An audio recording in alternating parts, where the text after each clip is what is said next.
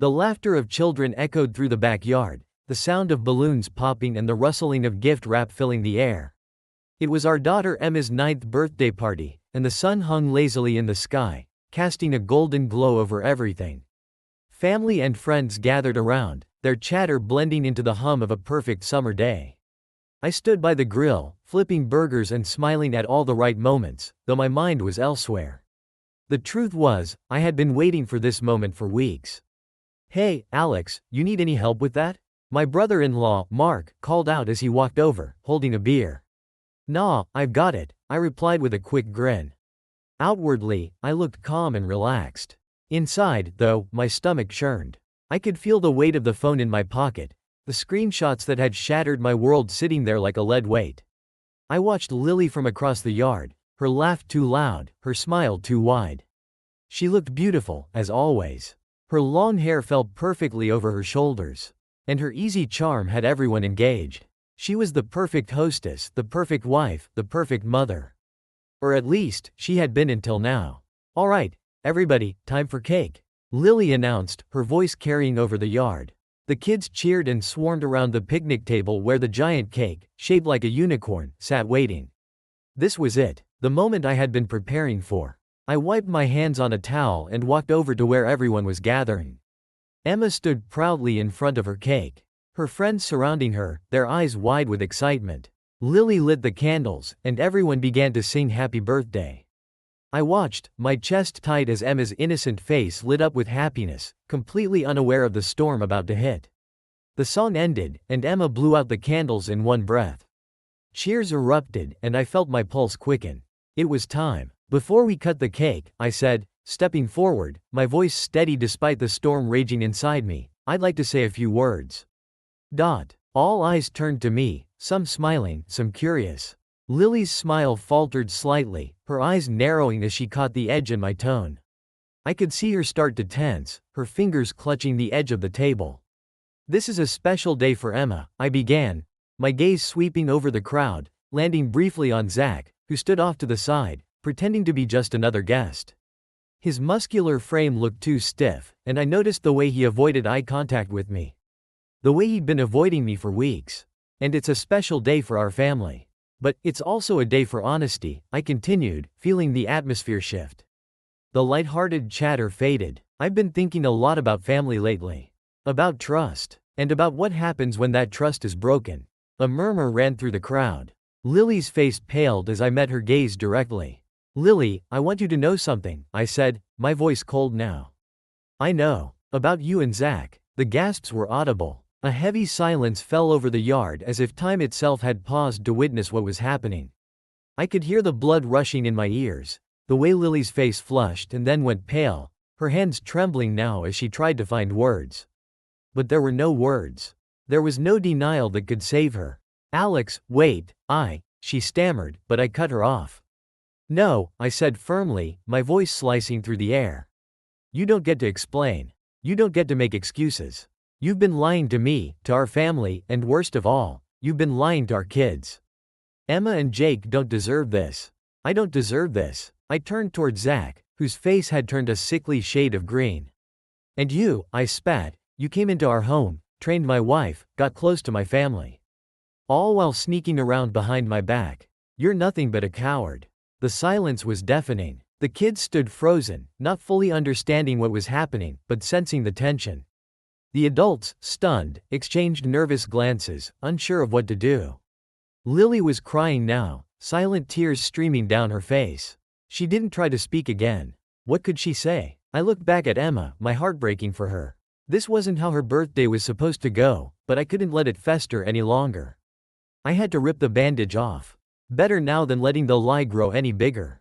"I'm sorry, Emma," I said quietly, kneeling down to her level. "This is between your mom and me. I love you, and nothing's going to change that.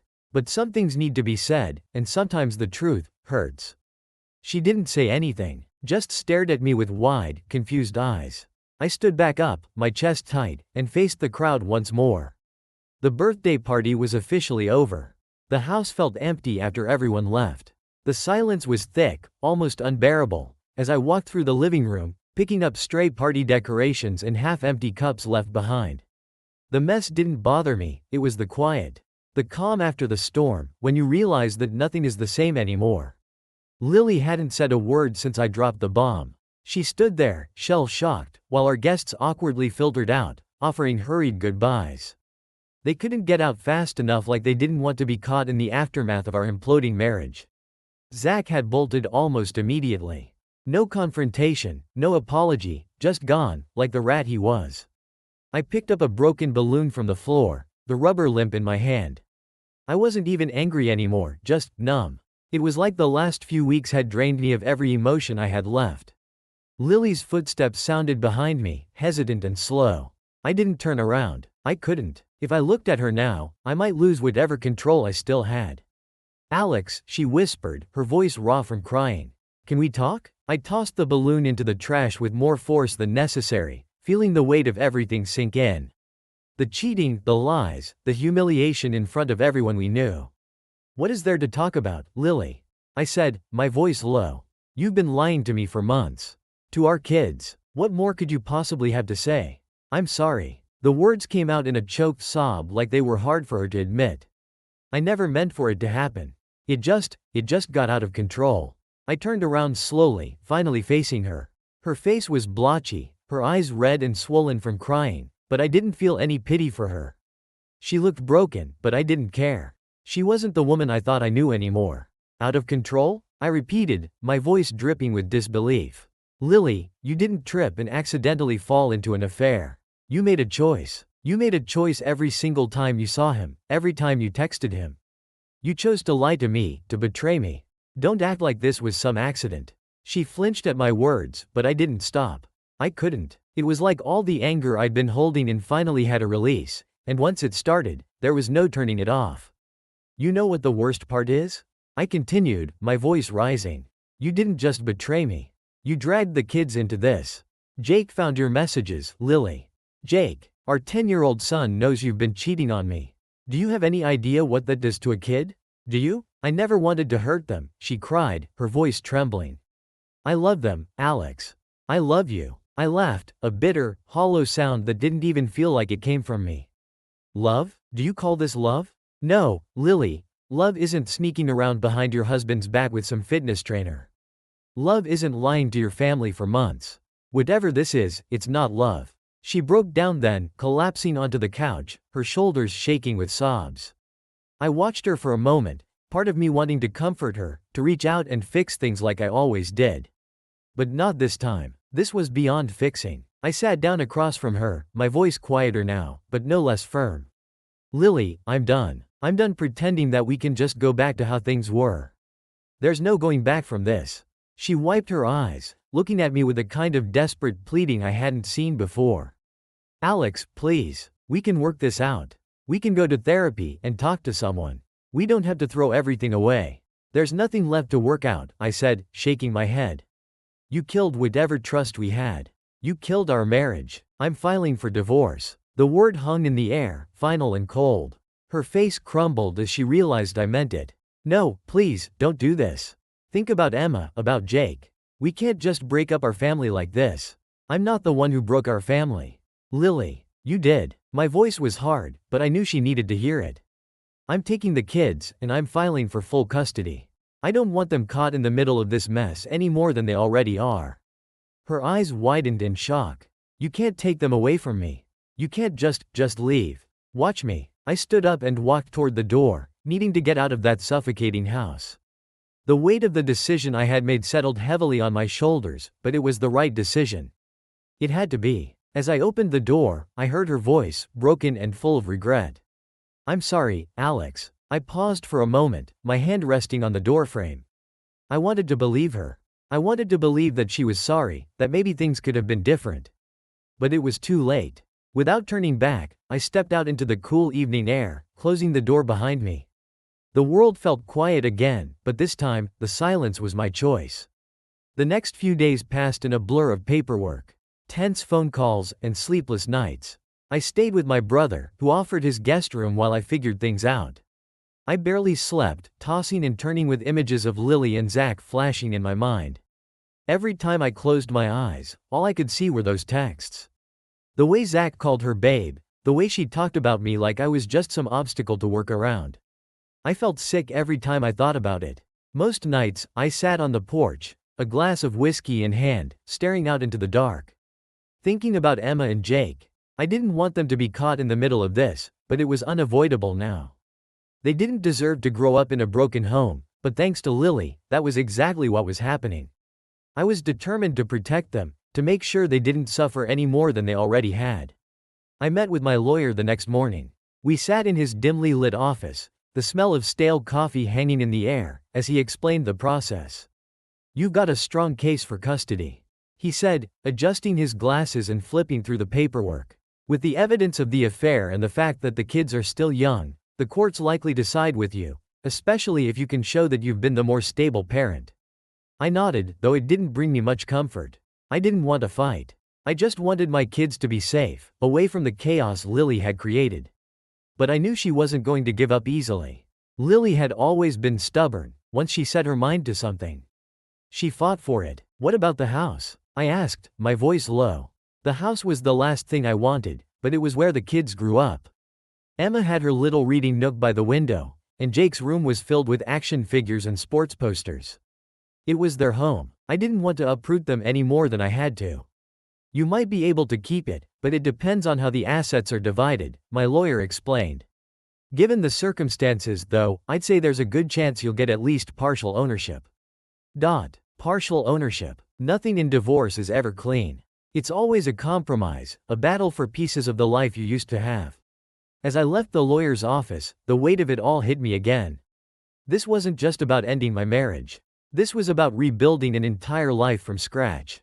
I had to be there for my kids, had to make sure they knew they were still loved and protected, even if their family was falling apart. I picked them up that afternoon. The car ride was quiet, the tension thick. Emma stared out the window, her little face drawn and sad. Jake fidgeted with the strap on his backpack, his usual chatter gone. "Are you and Mom really getting divorced?" Jake asked after a while, his voice small. I gripped the steering wheel a little tighter. "Yeah, buddy, we are." He didn't say anything else, and neither did Emma.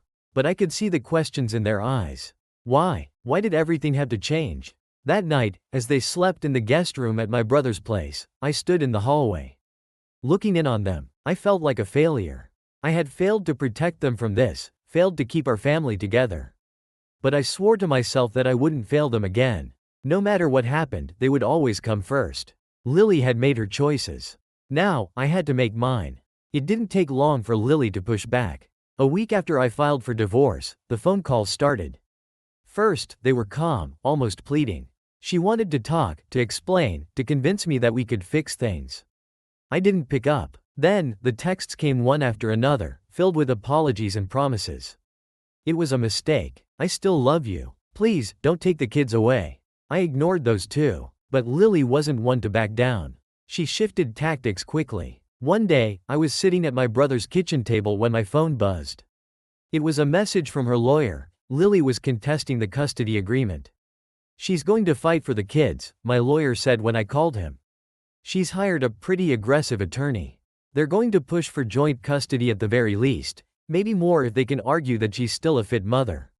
"She cheated," I growled, anger surging through me. "She's the one who blew up this family." "Infidelity doesn't automatically mean she's an unfit parent," my lawyer warned. "If she can prove that she's been a good mother and that the affair didn't impact her parenting, she might have a strong case." I slammed my hand down on the table, the frustration boiling over. I didn't want to share custody. I didn't want my kids spending weekends with Lily and Zack, pretending everything was normal. But I also knew the court system wouldn't care about my anger. They cared about what they thought was best for the children. The next few weeks were a nightmare.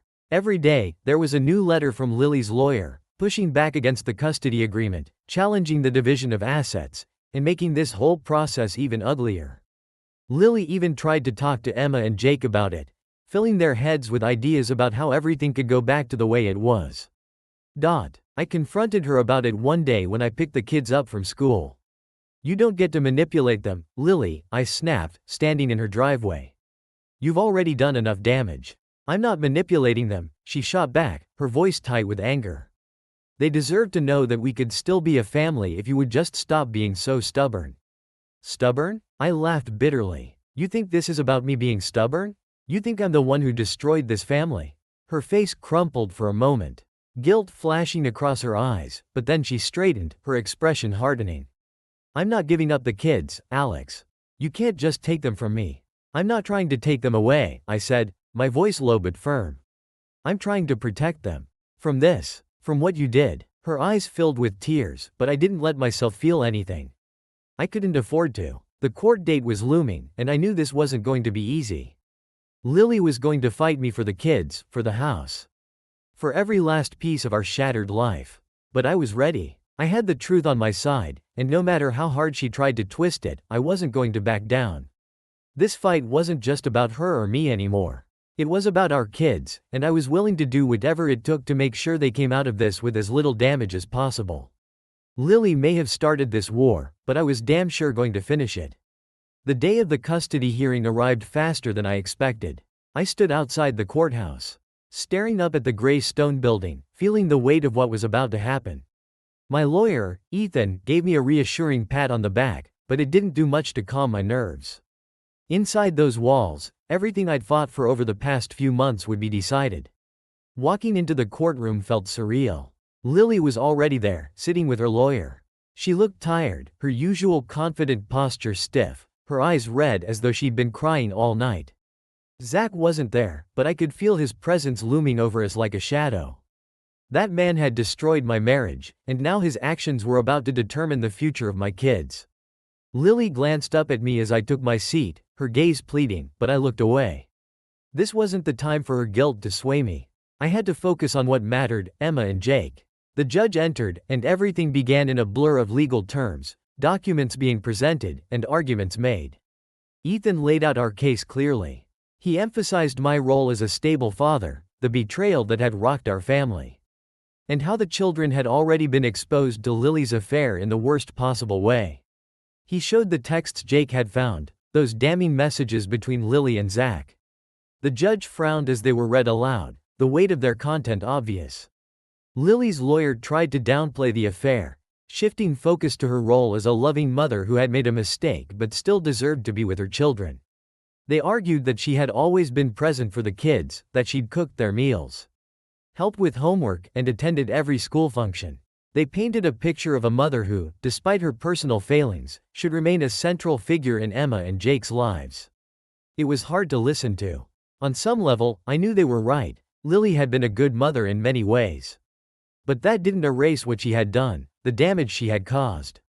The lies, the affair, the public humiliation at Emma's birthday party. How could I trust her to put the kids first after all that? Then it was my turn to speak. I stood up, taking a deep breath as I addressed the judge. I told him everything, the sleepless nights, the betrayal, the way Jake had found those messages, and how it had shattered him. I talked about how I'd tried to protect them from the worst of it, how I was fighting not to punish Lily, but to give our kids the stability they needed. Their mother made her choices, I said, my voice steady, though I could feel the weight of every word. And those choices didn't just hurt me. They hurt our children. I'm asking for full custody because I want to protect them from any more damage. I sat down, feeling drained, but determined. This was about Emma and Jake, and I had to believe the judge would see that. When the session ended, the judge announced that he needed time to review everything. We'd have to wait for his final decision, but as we left the courtroom, I felt a flicker of hope. Maybe this would go my way. Maybe I'd be able to keep my kids safe. Outside, Lily approached me. Her eyes were swollen with tears, and she looked as if she hadn't slept in days. Alex, she said quietly, I'm sorry. I didn't want it to come to this. I looked at her, feeling the old sadness creep in. This wasn't how it was supposed to be. We had once built a life together and planned a future for our kids. Now, we were tearing it apart. You made it come to this, I replied, my voice cold but calm. This is the result of your choices. She opened her mouth to say something else, but I didn't want to hear it. I turned and walked away, leaving her standing there on the courthouse steps. 2 weeks later, the judge's decision came in. I was at work when Ethan called. I stepped into an empty conference room, my heart pounding in my chest. This was it. This was the moment that would determine everything. Alex, Ethan said, his voice steady, the judge ruled in your favor. You've been granted full custody. I let out a breath I didn't realize I was holding, relief washing over me. Full custody. Emma and Jake were going to stay with me. I had one. There's one condition, Ethan continued, and my stomach tightened. Lily gets visitation rights. Every other weekend, she'll have time with the kids. I closed my eyes, trying to process it. It wasn't perfect.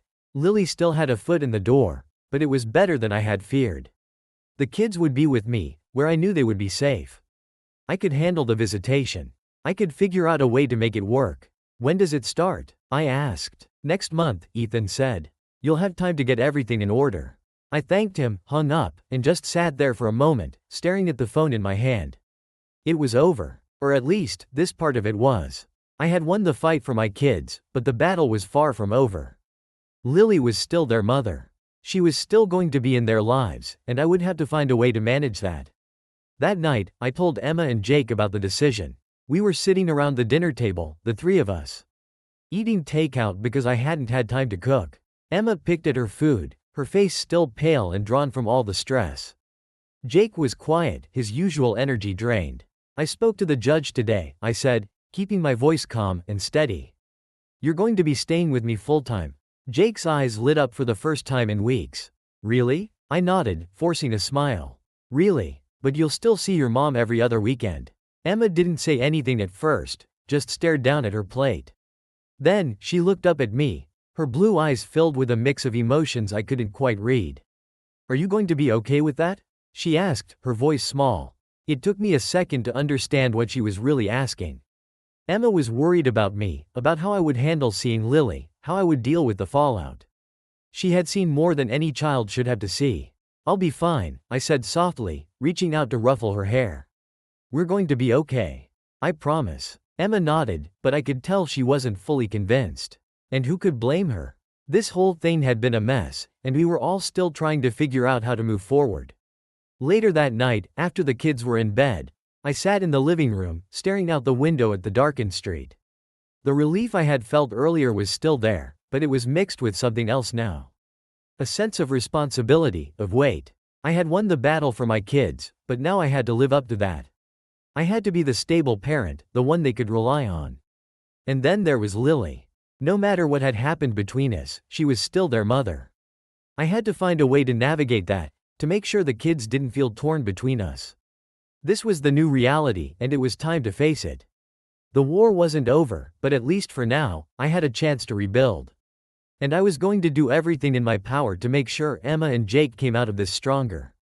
I had made my choices, just like Lily had made hers. But this time, I wasn't going to lose. Life began to settle into a new rhythm. Emma, Jake, and I moved back into the house, and it was both familiar and foreign at the same time. Everything looked the same, yet the energy in the place had changed. It wasn't a home anymore, just a shell of what it used to be. The echoes of the past were everywhere. I saw Lily in every corner of the house. Her perfume lingered in the bedroom, her favorite coffee mug still in the cabinet. It was hard to shake off the memories, but I had to. For the kids, I busied myself with setting up a routine. Mornings were filled with getting the kids ready for school, packing lunches, making sure they didn't forget their homework, and rushing them out the door before I was late for work. Evenings were a mix of homework help, cooking dinner, and trying to keep things as normal as possible for them. I became a single father overnight, and though it was exhausting, it gave me purpose. But then, there was the looming presence of Lily's visitation weekends. I dreaded them, not because I didn't want the kids to spend time with their mother. I wasn't trying to keep them away from her, but because it was a reminder that she still had a foothold in our lives. Every other Friday, I'd drop them off at her apartment, where she had hastily moved after everything fell apart. It was a small place, barely big enough for the kids, but she tried to make it work. The first weekend was awkward. I drove up to her building, Jake and Emma in the backseat. Their backpacks slung over their shoulders. They were quiet, sensing the tension in the air. When we pulled up, Lily was waiting outside, looking nervous. She smiled when she saw them, but it was forced, like she was trying too hard to prove she could still be their mother. "Hey, guys," she said softly, opening the car door. "Come on inside. I've got your favorite snacks ready." Emma got out without saying much, while Jake hesitated, glancing back at me as if seeking approval. I gave him a nod, forcing a smile. "Go on, bud. I'll see you on Sunday. He climbed out, and I watched as they walked inside with Lily. It felt like I was losing them all over again, even though I knew it was just for the weekend. The drive home was quiet. I turned on the radio to drown out my thoughts, but it didn't help much. The house felt emptier than ever that night. I paced around the living room, thinking about what Lily was saying to them, wondering if she was trying to make things right or if she was just making excuses for what she'd done. Sunday came, and I went to pick up the kids. They were polite but distant, clearly not wanting to talk about their time with her. I didn't push them. I figured they needed time to process everything. But the routine was set now. 2 weekends a month, Lily would have them, and I'd be left with the quiet. As weeks turned into months, I tried to find a sense of normalcy. Work became my escape. I threw myself into every project I could find, staying late at the office just to avoid going home to an empty house. I didn't want to admit it, but without the kids around, I felt lost. They had become my anchor, the only thing keeping me grounded. One evening, as I was going through some emails, my phone buzzed. It was a message from Emma. "Emma, Dad, can we talk tonight?" "About Mom." I stared at the message, my stomach twisting. I knew this conversation was coming, but I hadn't expected it so soon. Later that night, after dinner, Emma sat down with me at the kitchen table. Jake was in his room, playing video games. Unaware of the gravity of what was about to be discussed, Emma looked serious, her face a mirror of Lily's when she was upset. It made my chest tighten. "What's going on, Em?" I asked, trying to keep my voice gentle, though I could feel the tension building. She fidgeted with the sleeve of her sweatshirt, avoiding eye contact. "I don't get it, Dad. I don't get why this had to happen." I took a deep breath. This was it. The question every kid asks is when their parents split up. The one you can never really answer in a way that makes sense to them. "Sometimes," I began slowly, "people make mistakes. Your mom and I, well, we stopped seeing things the same way. And when that happens, it's hard to stay together." "But why did she have to cheat?" Emma's voice cracked on the last word, and she looked up at me, her blue eyes filled with hurt and confusion.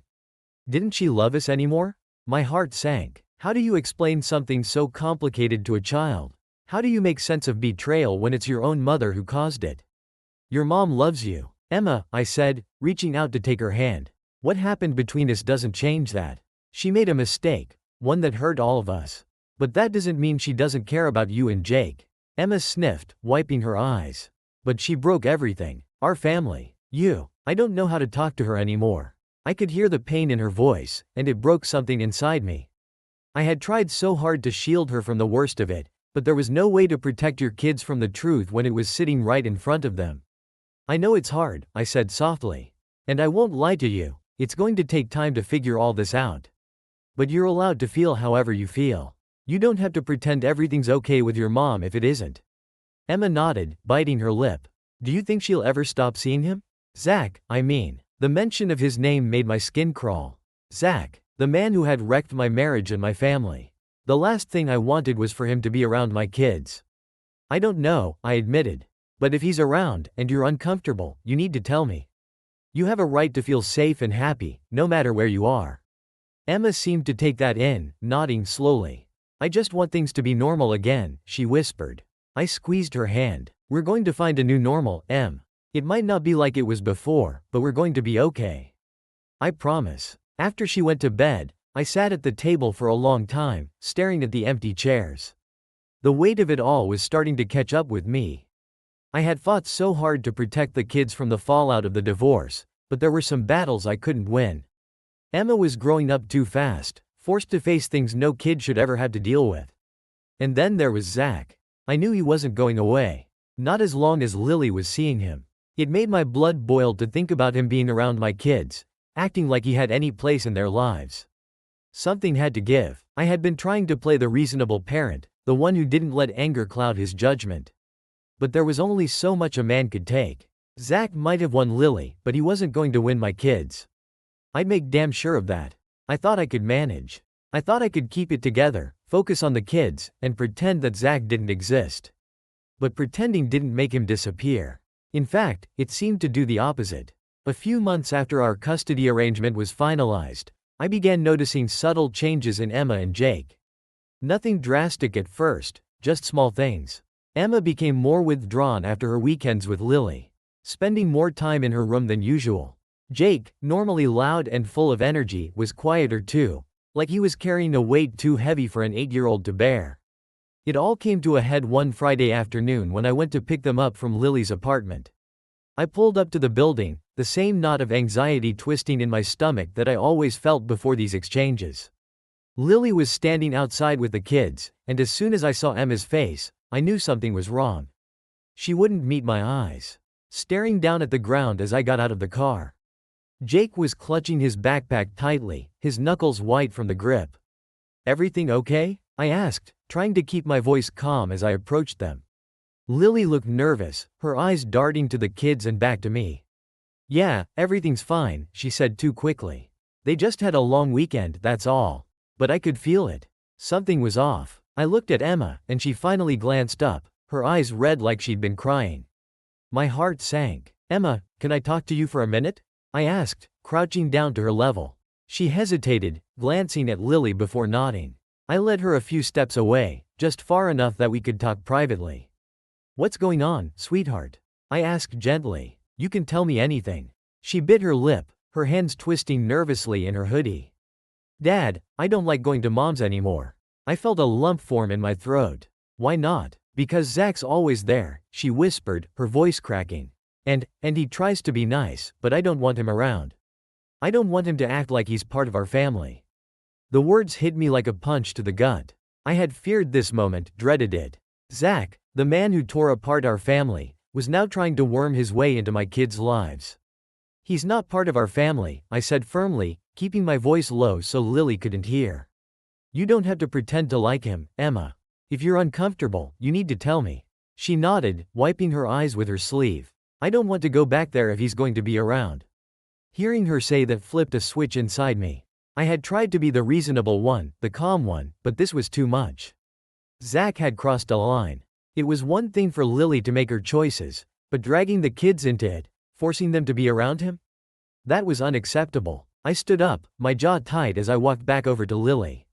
She could see the change in my expression, her own face tightening with tension. "We need to talk," I said, keeping my voice steady, but barely. Lily sighed, glancing at the kids. "Not now, Alex." "Yes, now. Emma just told me that Zack is around all the time. You didn't think to mention that?" Her eyes flashed with guilt, but she quickly masked it. "It's not a big deal, Alex. He's part of my life now. The kids need to get used to that." "No," I said, my voice cold and final. "They don't need to get used to anything. Emma just told me she doesn't want to come back here if he's going to be around. She's uncomfortable, and that's not something you can force on her." Lily's face tightened. "You're making this harder than it needs to be. He's not a bad person, Alex. He cares about them." I couldn't believe what I was hearing. My blood was boiling, but I held it together, for the kids' sake. "I'm not going to let him play daddy to my kids," I said, barely able to keep my voice down. "If you want him in your life, fine. But he stays away from Emma and Jake.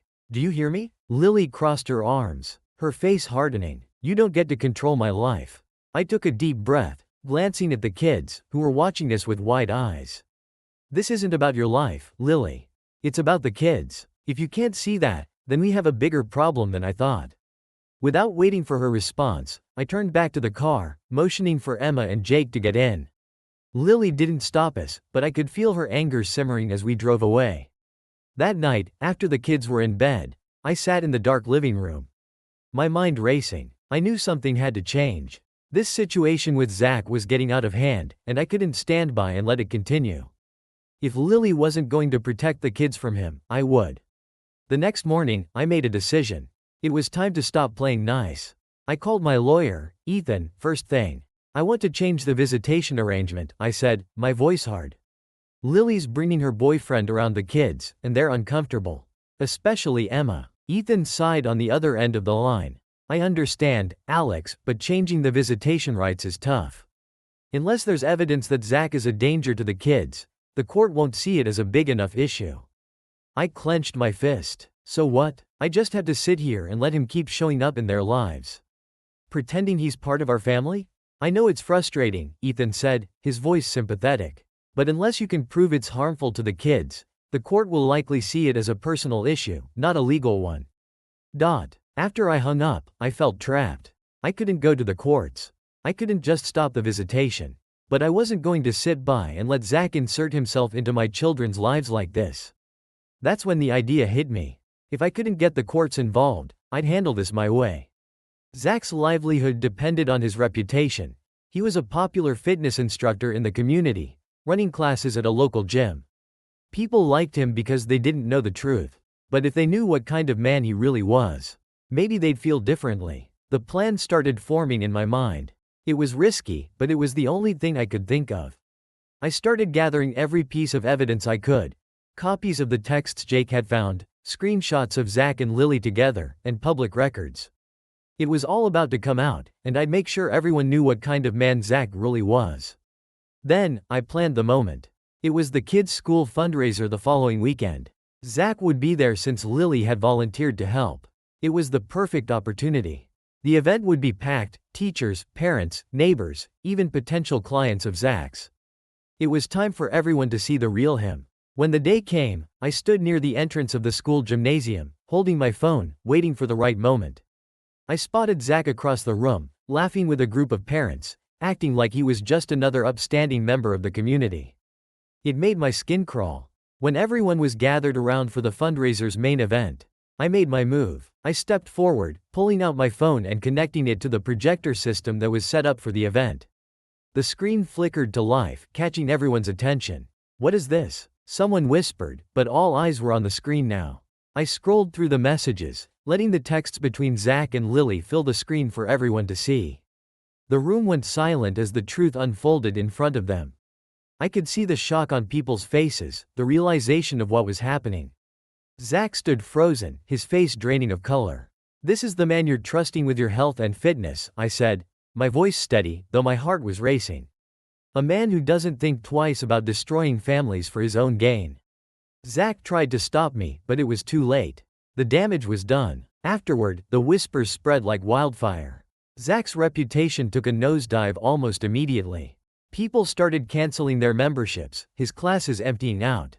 He tried to recover, but the damage was irreversible. As for Lily, she finally realized what she had lost, not just me, but the respect of her children and her community. She tried to hold on to Zack, but as his life unraveled, so did their relationship. I didn't regret what I'd done. I had fought to protect my kids, and I'd do it all over again if I had to. The day after the fundraiser was a whirlwind. I hadn't slept much, adrenaline still coursing through me from what I had done. It wasn't just the satisfaction of exposing Zack for what he truly was. It was the relief of finally taking control of the situation. For months, I had felt powerless, watching as my life fell apart, trying to hold on to what little I had left. But now, for the first time, I had made a move. And it worked. When I dropped the kids off at school that morning, there were already murmurs. Parents huddled in small groups, whispering and throwing furtive glances my way. I ignored them, keeping my head high. I wasn't ashamed of what I had done. I had protected my family and my children, and that was all that mattered. But there was still Lily to deal with. After everything that had happened at the fundraiser, I hadn't heard from her. Part of me expected a barrage of angry texts or calls, but there was silence. I knew that wouldn't last. Sure enough, by midday, my phone buzzed. It was a message from Lily. "Lily, we need to talk. Now." I stared at the message, my stomach tightening. I knew this conversation was inevitable, but it didn't make me any less anxious. She had seen her relationship crumble publicly, and there was no doubt she would blame me for it. I sighed, rubbing my temples. There was no avoiding it anymore. I texted her back, telling her to meet me at a cafe not far from her apartment. Neutral ground. When I arrived, Lily was already there, sitting at a corner table, her arms crossed tightly over her chest. Her face was pale, her eyes cold as she watched me approach. This wasn't the woman I had once loved, this was someone else entirely. I sat down across from her, and for a moment, neither of us spoke. The tension between us was thick, the silence heavy with everything unsaid. Finally, Lily broke the silence. "What the hell were you thinking, Alex?" Her voice was sharp, barely above a whisper, but the anger in it was clear. "I was thinking about our kids," I replied calmly, leaning back in my chair. "I was thinking about how uncomfortable they've been with Zack around, and how you've ignored that." She scoffed, shaking her head. "So your solution was to humiliate me?" To humiliate him in front of the entire school? I shrugged. It wasn't about humiliating anyone. It was about the truth coming out. Zack isn't the person you think he is, Lily, and you've dragged our kids into this mess. Her eyes flashed with anger. You had no right. I had every right, I interrupted, my voice firm. I'm their father. And when Emma and Jake tell me they don't feel comfortable around the man you're seeing, I'm going to do something about it. You weren't listening, so I made sure you couldn't ignore it anymore. Lily stared at me, her jaw tight. For a moment, I thought she was going to explode, but then she closed her eyes, taking a deep breath. When she opened them again, there was a flicker of something else, regret, maybe. Or realization. You ruined his life, she said quietly. Her voice trembling slightly. No, Lily, I replied, my tone softening just a little. He ruined his own life. I just exposed the truth. You were the one who chose to bring him into ours. For a long moment, she didn't say anything. She just stared down at the table, her fingers nervously tracing the edge of her cup. I watched her, waiting, wondering if there was anything left of the woman I had once known. Finally, she looked up at me, her eyes red-rimmed and tired. I never meant for things to get this bad. Alex, she whispered. I didn't want to hurt the kids. I didn't want to hurt you. There it was, the admission. The thing I had been waiting to hear for months. But now that it was out in the open, it didn't make me feel any better. It didn't change what had happened.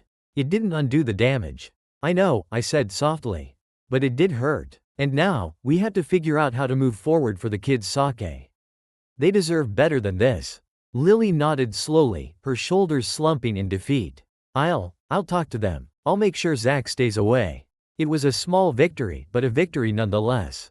I could feel the tension between us easing slightly, but the wounds were still fresh, and it would take a long time before any of this could truly heal. We didn't say much else after that. The conversation was over, and so, it felt, was our marriage, at least the remnants of what had once been. We had both hurt each other, and now all that was left was to pick up the pieces and try to make something of the wreckage. The weeks that followed were quiet. For the first time in months, there was no drama, no chaos, no more Zack looming over my family like a dark cloud. Lily had kept her word, he stayed away from the kids, and although they still saw her on the weekends, the tension between us had started to lift. It wasn't perfect. I wasn't naive enough to think that things would suddenly get better overnight. But there was a sense of calm, of stability, that had been missing for so long. And for that, I was grateful. Emma and Jake seemed to be adjusting too. Slowly, they were starting to open up more, to trust that things would be okay.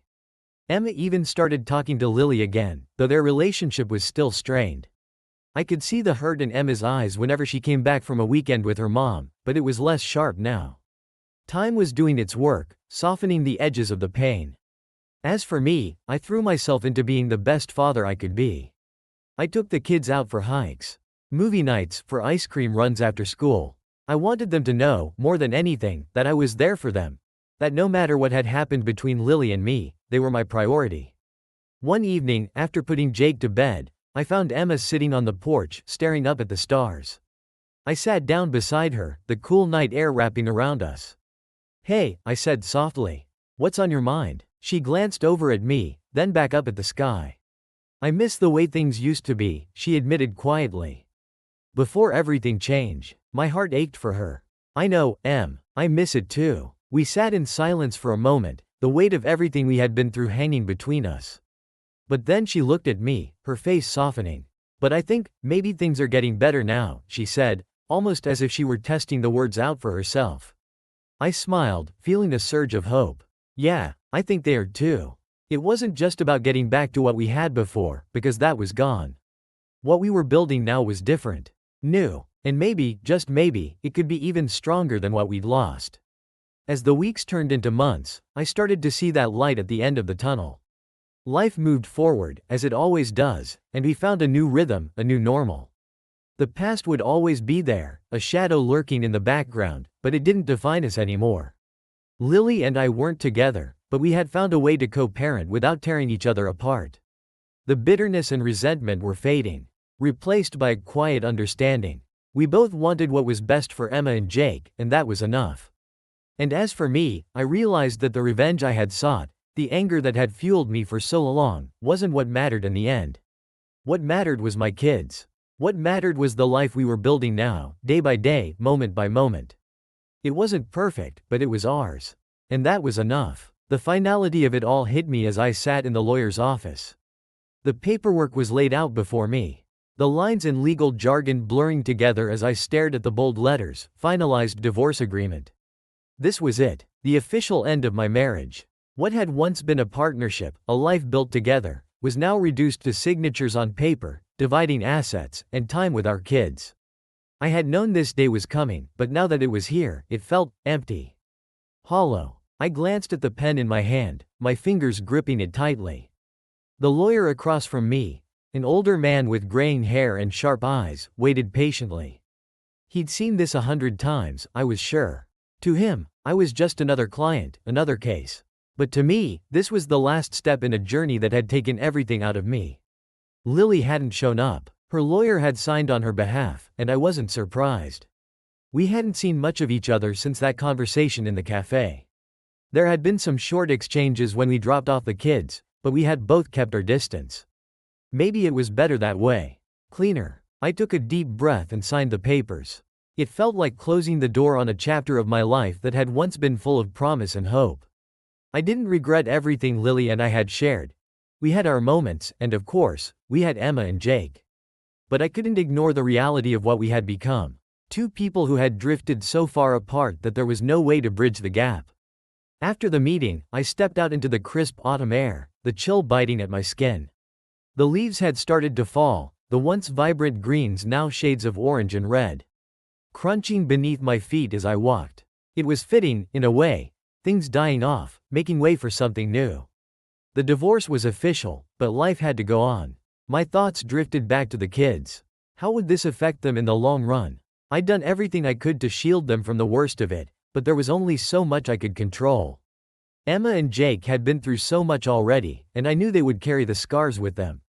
I walked to my car and sat there for a moment, staring out the windshield. It was strange. After months of battling with Lily, with myself, it was all over. No more fights. No more Zack. No more legal documents or threats of custody battles. Just silence. I wasn't sure if that made me feel better or worse. Driving back home, I passed the park where I used to take the kids when they were little. Memories flooded my mind. Emma laughing as she swung on the swings, Jake chasing after a soccer ball, his little legs pumping as fast as they could go. Those were the good times, the moments when I thought everything was perfect. But even in those moments, there were cracks. I could see that now. I had ignored them, buried them deep, hoping they would go away. But the cracks had grown into chasms, and eventually, everything fell apart. When I got home, the house was quiet. Too quiet. The kids were with Lily for the weekend, and the emptiness hit me like a punch to the gut. I had been so focused on the fight, on the revenge, on the divorce, that I hadn't really stopped to think about what came next.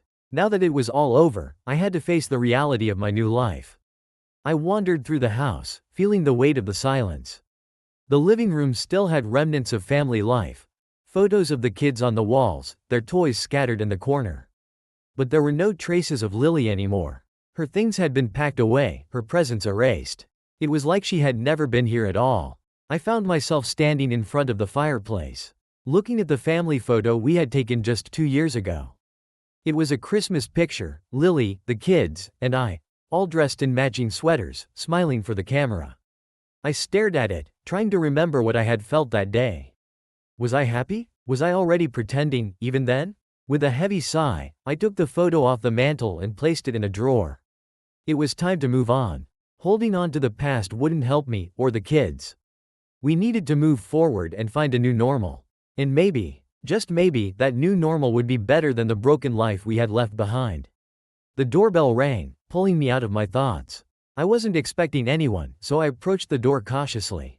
When I opened it, I was surprised to see my neighbor, John, standing there with a 6-pack of beer and a grin. "Thought you could use some company," he said, holding up the beer. I smiled, feeling a small sense of relief. Yeah, actually, I could. We sat on the porch, cracking open the beers. The cool air swirling around us as we talked about nothing in particular. John didn't pry, didn't ask about the divorce, or how I was feeling. He just sat there, offering quiet companionship when I needed it most. As we watched the sun set over the trees, I felt something I hadn't felt in a long time: peace. It wasn't the explosive kind of satisfaction I had felt after the fundraiser or the hollow relief of signing the divorce papers. It was quieter, deeper. A sense that, maybe, things were going to be okay after all. There was still a long road ahead, but for the first time, I wasn't dreading it. I was ready to face whatever came next, not as a husband or a man seeking revenge, but as a father, as Alex. A man who had made mistakes, but who was still standing, still fighting for the things that mattered most.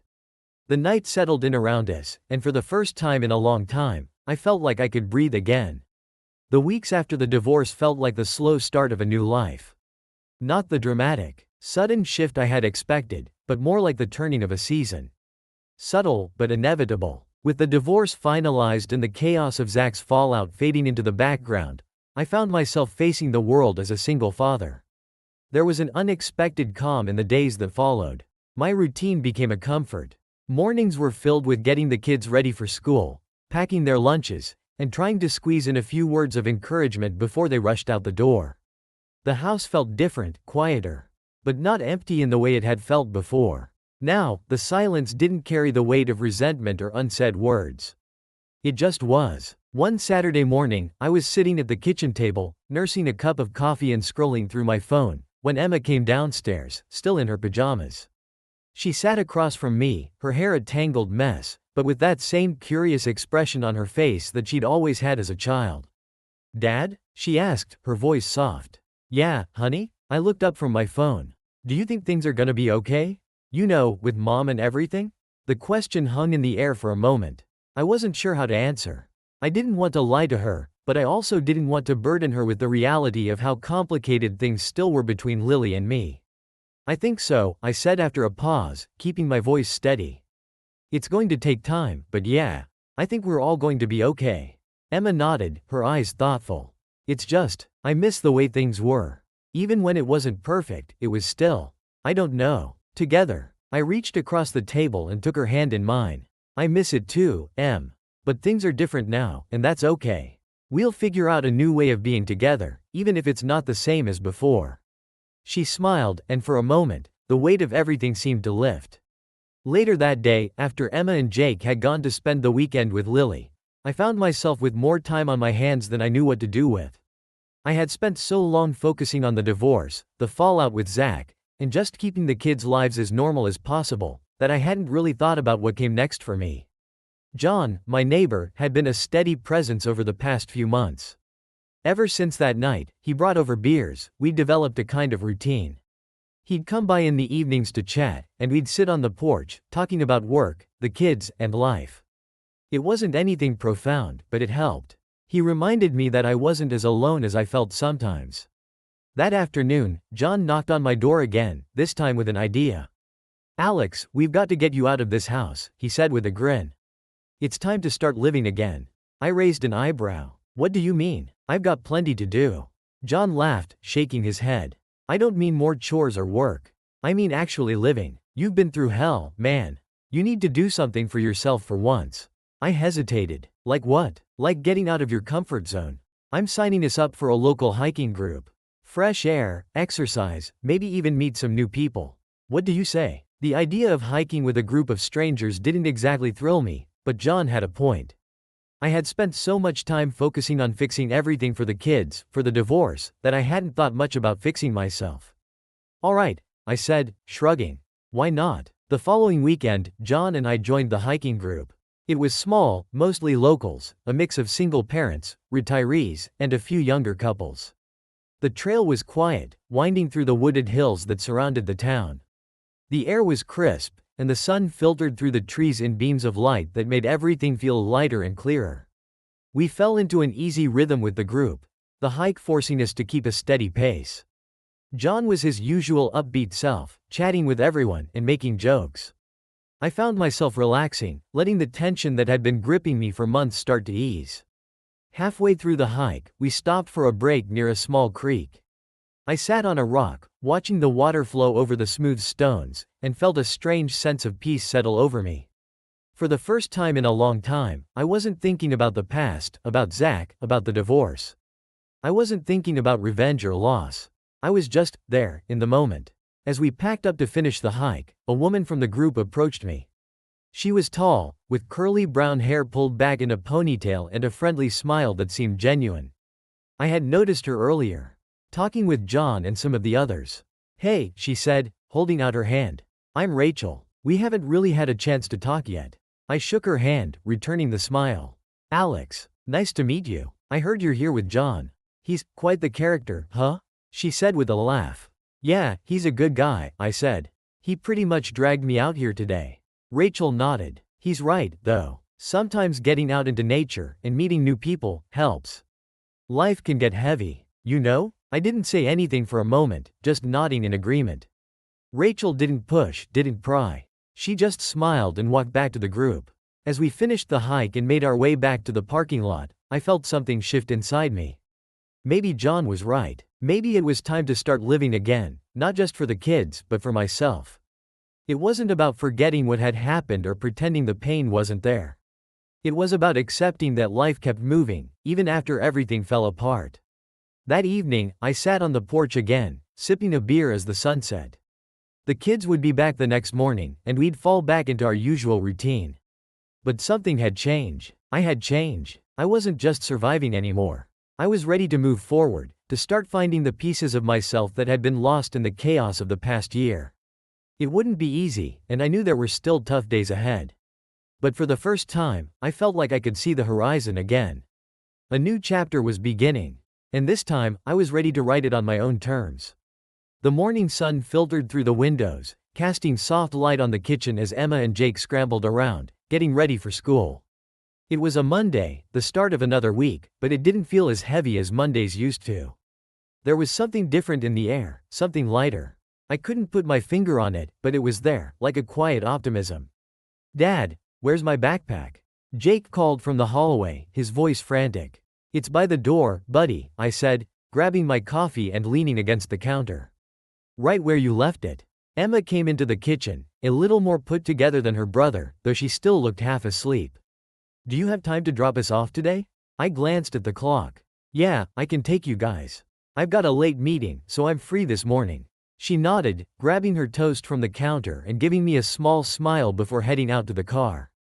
It was small moments like this, the ones that used to feel routine, that I had come to appreciate more. Things had changed, no doubt, but some things had stayed the same. The kids were still my anchor, my reason for pushing forward every day. We drove in comfortable silence, the radio playing softly as I pulled up to the school. Emma was the first to hop out, slinging her backpack over her shoulder with ease. "See you later, Dad," she called before walking off toward the entrance. She was growing up so fast, it was hard to keep up sometimes. Jake lingered for a moment in the backseat, fiddling with the zipper on his jacket. "Are we still going to the park this weekend?" I turned in my seat, smiling at him. Of course, I wouldn't miss it for the world. Jake grinned and hopped out of the car. "Bye, Dad." As I watched them walk away, a warmth settled in my chest. Despite everything, despite the pain and the chaos of the past year, things were starting to feel right again. We had survived the worst of it, and we were still here. Still standing. Later that afternoon, after I wrapped up my meeting, I found myself thinking about what came next. The routine was starting to feel less like a lifeline and more like something I could actually build on. I wasn't just getting through the days anymore, I was starting to enjoy them again. John had been right about getting out more. The hiking group had been a good start, but I knew I needed to push myself further, to start exploring more of what this new chapter of life had to offer. That evening, after dinner with the kids, I found myself sitting at the kitchen table, scrolling through my phone. I came across an event that caught my eye. Some local volunteer work for the weekend, a community outreach program aimed at cleaning up a local park. I hesitated for a moment before signing up. It wasn't something I would have thought to do before, but maybe that was the point. It was time to break out of the mold, to try something different. The weekend came quickly, and with it, the day at the park with Jake and Emma. They ran ahead of me, laughing and chasing each other around the playground while I sat on a bench, watching. It felt good to be out here with them, to see them happy and carefree. As the afternoon wore on, I spotted a familiar face in the distance. Rachel, the woman I'd met during the hike with John. She was with her own 2 kids, who were playing on the swings nearby. I waved, and she made her way over, smiling warmly. Hey, Alex, she said. Didn't expect to see you here. Yeah, thought I'd take the kids out for a bit, I said, gesturing toward Emma and Jake. How've you been? Busy, but good, Rachel said, taking a seat next to me on the bench. It's been nice getting involved with the hiking group. It's been a good way to meet new people. We talked for a while, sharing stories about the kids and life after divorce. It was easy to talk to her, easy in a way that felt natural, like we were two people who understood each other without having to explain every little detail. After a while, Rachel's kids ran over, breathless and laughing, and she stood up to join them. Maybe I'll see you at the volunteer event this weekend? She asked, raising an eyebrow. I nodded, smiling. Yeah, I signed up. Looking forward to it. She grinned. Great, see you then. The volunteer event on Saturday was a lot more fun than I'd expected. The day was warm, and the park buzzed with activity as people worked together to clean up the area. It felt good to be part of something bigger, to contribute to the community in a way I hadn't done in a long time. Rachel and I ended up working side by side for most of the day, sharing light conversation as we cleared debris and planted new trees. There was something comforting about her presence, a quiet understanding between us that didn't need to be spoken. As the day wound down, we stood together, surveying the work we'd done. The park looked different, cleaner, brighter. I felt the same way. Something had shifted inside me. Something that felt hopeful, like a new beginning. Thanks for coming today, Rachel said, her eyes meeting mine. I know it's been a tough year for you. I nodded, appreciating her words more than I could say. Yeah, it has. But things are getting better. Slowly, but surely. She smiled. That's all that matters. That night, as I lay in bed, I thought about everything that had happened since the day I discovered Lily's affair. The rage, the heartbreak, the revenge, all of it had shaped me. Changed me. But now, for the first time in a long time, I felt like I was coming out on the other side. There was still a lot to figure out, how to co-parent with Lily, how to rebuild my life, but I wasn't afraid of what came next. I wasn't looking for payback anymore. I wasn't dwelling on the past. I was looking forward, toward a new future, a new me. And that was enough. As I drifted off to sleep, I realized that this was what moving forward felt like, not the absence of pain, but the presence of hope. And in that moment, I knew I was ready for whatever came next.